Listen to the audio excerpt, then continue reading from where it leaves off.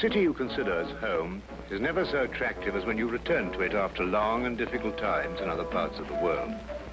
My name is Dr. John Watson. I had served and been wounded in the more remote regions of Afghanistan and had been discharged from the army with specific instructions to rest. The sight of London again was already working its soothing tonic. As I rode through the familiar streets, I never suspected that a chance introduction would lead me into the most amazing adventure of my entire life. Hi, Stanford. Watson, old man. Hello, how have you been? It's good to see you. Not as well as you, obviously. You look great, old man. Heard you were wounded. Well, it could have been much worse. Sit down. Care for a drink? That one. Good. Well, what are your plans now? Well, nothing really at the moment. I'm looking for lodgings. Trying to solve the old problem of comfortable quarters at a reasonable price. That's odd. You're the second man today that's used that expression. Really? Who's the other? Well, you wouldn't know him. He's doing some work in the chemical laboratory at the hospital. Might be interesting. Yes, well, I wouldn't mind sharing a flat with somebody if he was all right. Well, Anything wrong? Oh, no. He's rather strange. Well, what's wrong with him? Oh, nothing wrong with Holmes. That's his name, Sherlock Holmes. Well, when I saw him this morning, he was doing some research with a corpse. Oh, what was he doing? He was beating it with a stick. I beg your pardon? Did you ring, sir? 2 shillings, please. Very good, sir. What did you say this Sherlock Holmes fellow was doing? He was beating a corpse with a stick. Oh? What in heaven's name do you want to do that for? He wanted to find out if it was possible to inflict a bruise on a body after death. Why? You know? Did you ask him? That's another strange thing about this Holmes. Somehow, one never thinks to question him. No.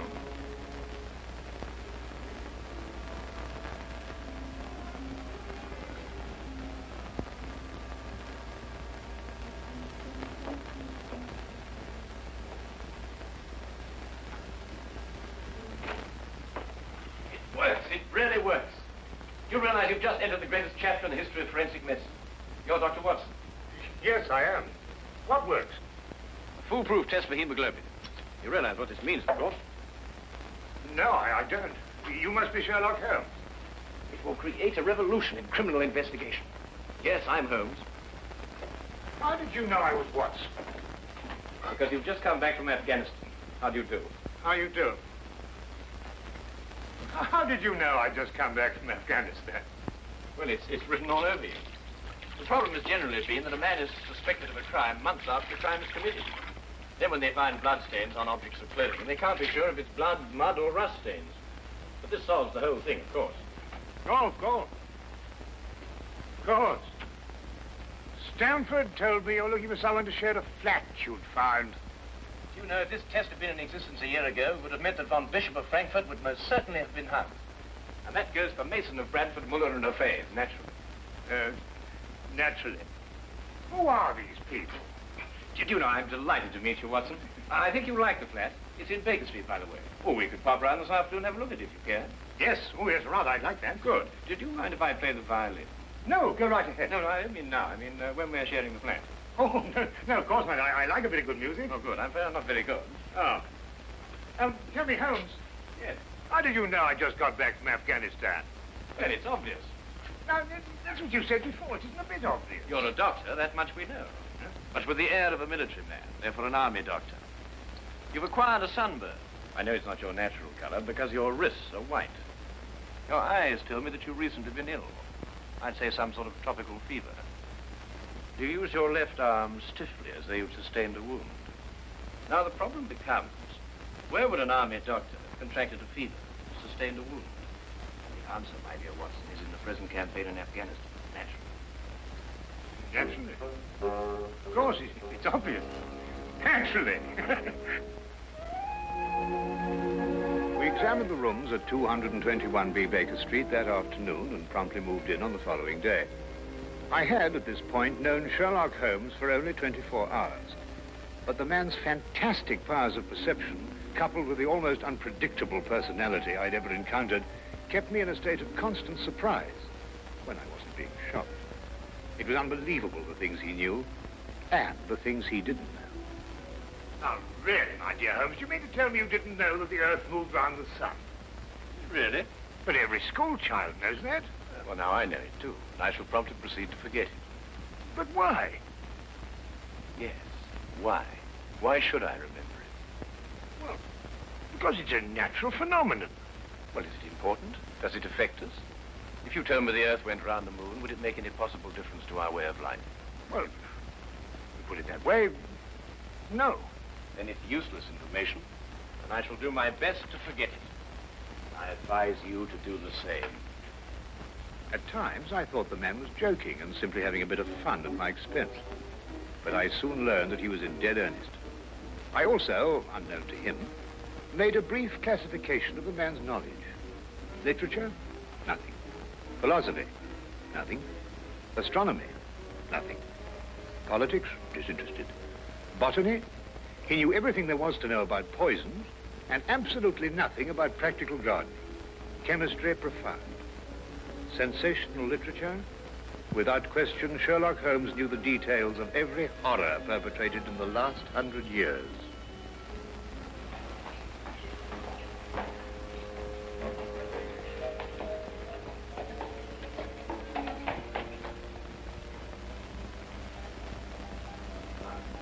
I believe we have a visitor. Really? Who's coming here? I believe so.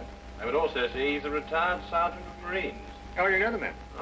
Never clapped eyes on him before in my life. Well, in that case, that's one of the wildest statements I ever heard. How can you possibly guess he's a retired sergeant of Marines? You've never seen him. A guess, my dear Watson. A calculated deduction. Yes, he is coming up here. Do you mind if I ask you his profession? Oh, by all means. Now, where did I put my violin case? Hmm? Oh, it's over here. There you are. Ah, my old friend. Come in. Excuse me, gentlemen. I have a message here from Mr. Sherlock Holmes. Thank you.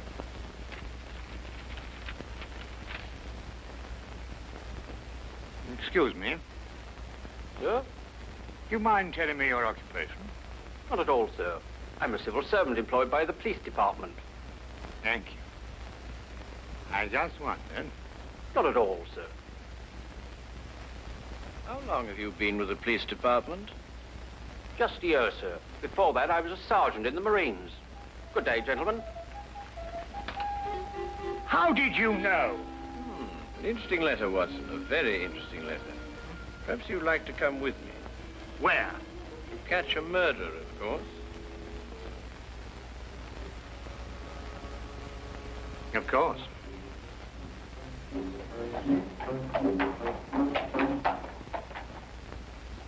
How did you know that that man was an ex-sergeant of Marines? Who? A messenger from the police. Oh, yes, the retired sergeant of Marines. That's what I said. Well, there's nothing mysterious about such observations, my dear Watson, but unfortunately, when explained, they lose their romantic order of mystery. My decision was based on observation and logical deduction. The man had a large anchor tattooed on the back of his hand. This was visible from our window. I admit I didn't notice it at the time, but since you mention it, I think there was an anchor. Oh, there was indeed. He also wore regulation sideburns and had a slight nautical roll. Thus, I judged him a Marine. Well, guess, I grant you, but only a refinement of guesses one makes every day. Don't be so disgruntled, Watson. Test your own powers of observation. We are entering the perfect situation. Oh, what are we entering? A house that holds a murdered man.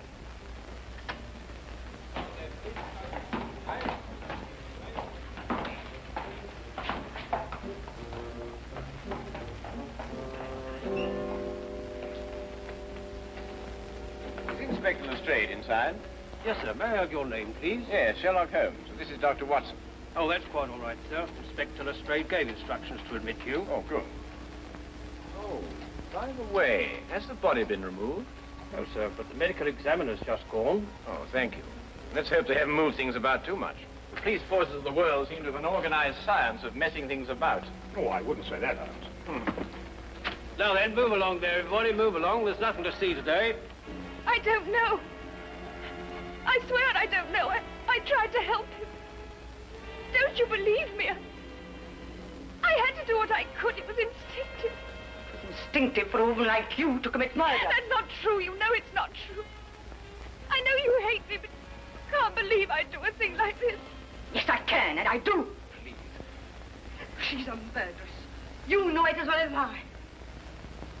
She murdered your brother. It's a lie. Yes, it's a lie. Your entire story's a lie. The relationship you had with my son was a lie. My son's been murdered. This girl's a murderess. Why she did it, what her motive was, I don't know. They were engaged without my blessing. I can only be grateful that she gains nothing by her crime. Your duty now is to convict her. Just a moment, please.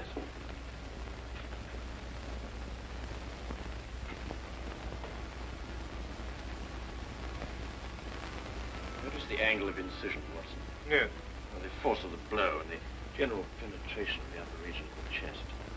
How long would you estimate before loss of consciousness? Well, it's difficult to say. 30 seconds? Minutes? Oh, between the two. I see. And death? Shortly thereafter. 2 minutes? 3? 3 or 4, I'd say. Thank you, Watson. All right, take him out. Ah, forgive the interruption. I would prefer to have been invited before the body had been moved. I thought you'd be interested, Holmes. Oh, thank you, Lestrade. Well, may I introduce my friend, Dr. Watson, Inspector Lestrade of Scotland Yard? How do you do? How do you do? So you're completely stuck, eh, Lestrade? What do you mean? Well, you thought I'd be interested. Why don't you admit it? You're in a jam.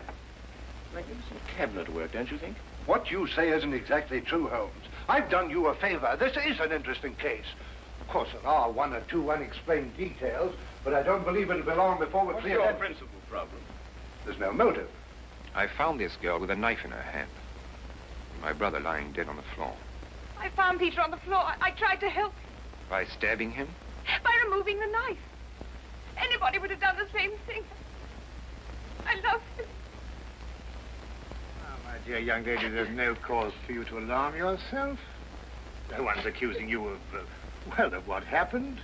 This would be a clear-cut case if only she had a reason for murdering him. There happened to be a policeman outside the house during the murder, and he said that no one came in except her. Well, what about the others? Who benefits by her death? Well, no one. The estate was left in such a way that if he died before he married, everything went to charity. My dear Inspector Lestrade, he didn't die before he married. This young lady and the man whose body was carried out of here had been married for at least a week. In the event of his death, I imagine everything passes to her.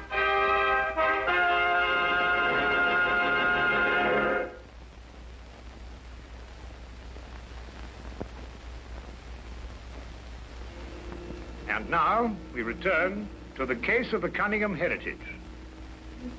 How did you know they were married? Weren't you?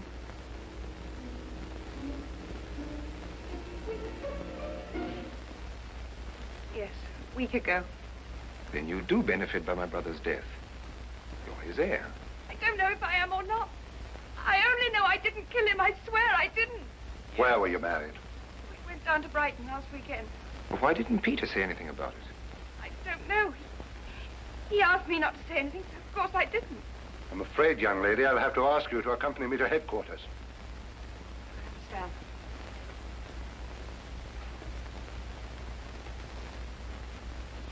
Excuse me, Inspector. I think I should tell my mother. Oh, yes, of course. Tell me, Holmes, how did you know they were married?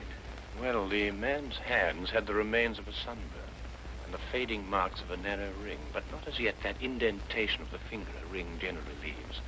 A weekend in the sun at Brighton explains the whole thing perfectly. I didn't notice these things. Yes, I know. The young lady's hands were also sunburned, and to the same degree. Then the case is solved. Yes, it would appear so, wouldn't it? What are you looking for? How do you see that? What? Here, use this. Why, that's only the cut in the carpet. Yes, but it's a fresh one. Yes, but what does it mean? That's a good question. You'll stop looking for clues now, Holmes. Ah, you solved the case then? Completely. Oh, splendid. Seems this girl had a record. 9 months in the woman's prison in Holloway, from the 21st of February, 1892, to the 21st of November, 1892. She was employed as a governess and convicted for stealing £300 from her employer. It's quite true. I knew you'd find out sometime. I made a mistake 5 years ago, but I paid for it. But Peter knew all about it before we were married. I never tried to hide it from him. You didn't know what else you had in mind. I had nothing else in mind except that I loved him. I'm afraid I must ask you to go with the office on this. Rather, madam.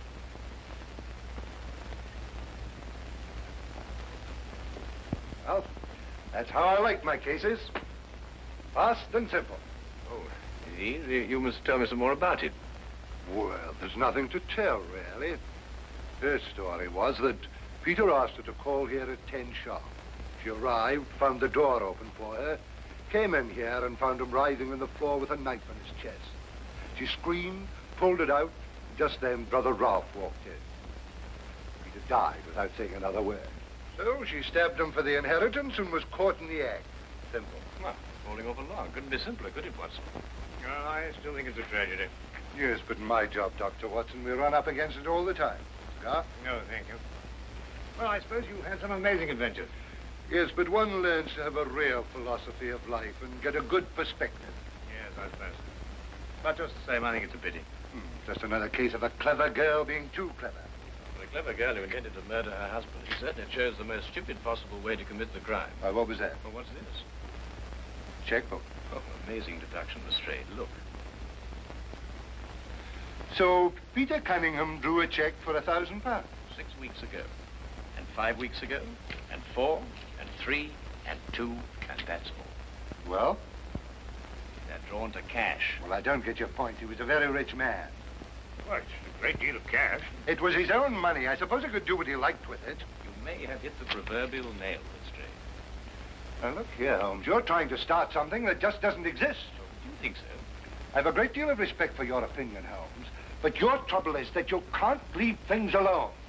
If there isn't a mystery, you have to make one, or you're not happy. You're right, I'm not happy. There are marks on the carpet indicating a struggle. The man whose body was carried out of here was over 6 feet in height. If he had struggled with the girl who had left here, I don't think he'd have lost. She surprised him. Oh, but he was expecting her. That's her story. I'd say she sneaked up on him. What, had stabbed him in the chest? How do you sneak up on someone and stab him in the chest, Lestrade? Now, look here, Holmes. You're trying to start something, and I just won't stand for it. That girl's a jailbird, and she's guilty, and she's going to hang. And that's the end of the case. I see Inspector Lestrade is up to his usual mental gymnastics, trying to hammer square pegs into round holes. Well, Lord, it's been a great pleasure meeting you, Inspector. I warn you to keep away from that man, Holmes, or you'll be insane in less than a week.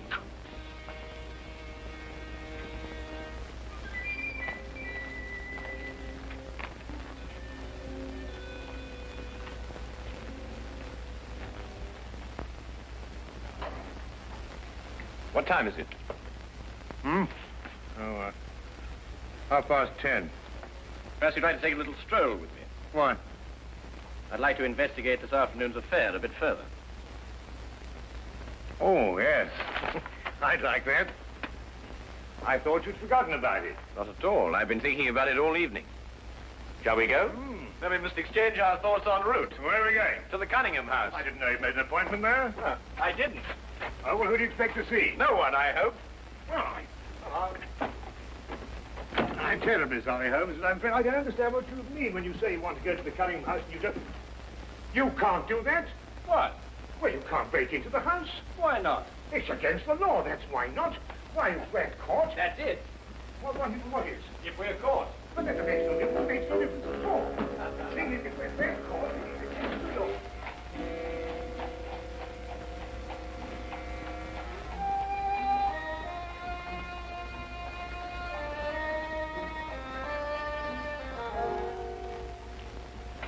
it now. But look, Holmes, we can't keep it. Come on.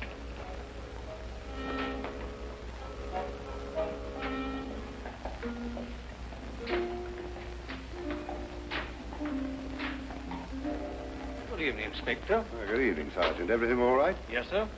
I just thought Sherlock Holmes might have dropped by. Where'd you get the key? My key is a burglar's tool. A burglar's tool? Street clear? Yeah.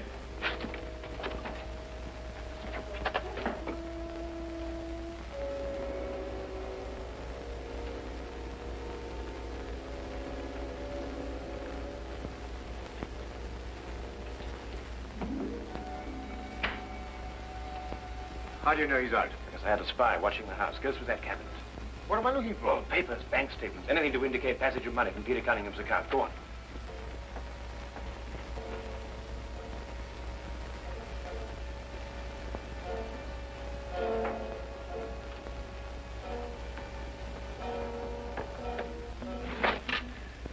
It's absolutely ridiculous. Looking for something and you don't know what in order to catch somebody and you don't know who. Quite ridiculous. Nothing over my side. Keep looking. Who do you think's got it? Whatever it is we're looking for.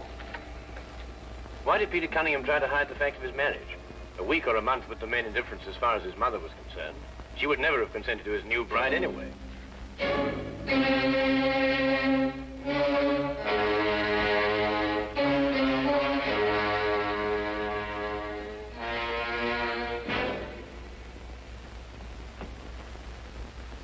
He married her to prove to me that my blackmail wouldn't stop him. And then he withheld the fact in order to give me 1 week to clear out of the country before he exposed me. The money he paid you went to buying up your promissory notes. I was being pressed, Mr. Holmes. My brother's engagement to a jailbird gave me a perfect opportunity to extract a little money from him. In fact, if he hadn't been such a bullhead, it would have gone on for quite some time. A jailbird, as you put it, makes the perfect murder suspect. Perfect, Mr. Holmes. And you and Dr. Watson make perfect burglary suspects. When I report your death to the police, they can't possibly blame me for defending the sanctity of my home.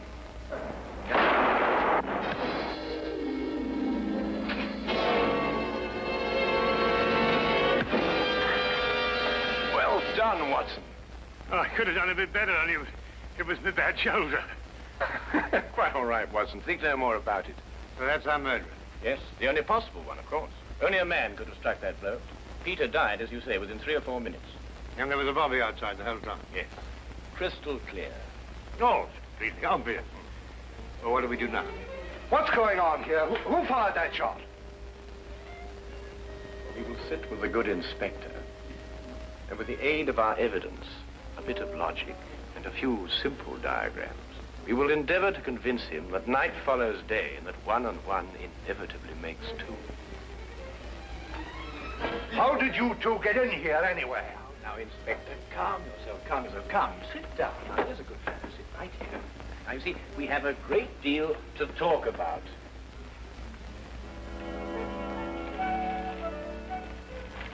Also present with Inspector Lestrade was Dr. John Watson and a personal friend of the inspector's, Mr. Sherlock Holmes. This is ridiculous. It's fantastic. This isn't the way it happened at all. This will revolutionize investigation, Watson. This whole account is a lie. Fingerprints, Watson. That's the coming thing. Oh, nonsense. What are you going to do about this? A bit more research. Here, give me your fingers on this sheet of paper. Oh, were you going to sit there with these disgusting little smudges and let them get away with this? Beg your pardon? Well, I won't. They're going to hear from me. Brilliant Inspector Lestrade, indeed. Why, it took you 3 hours to convince that bonehead. I don't know. Never in mind his life of either. I said he was innocent.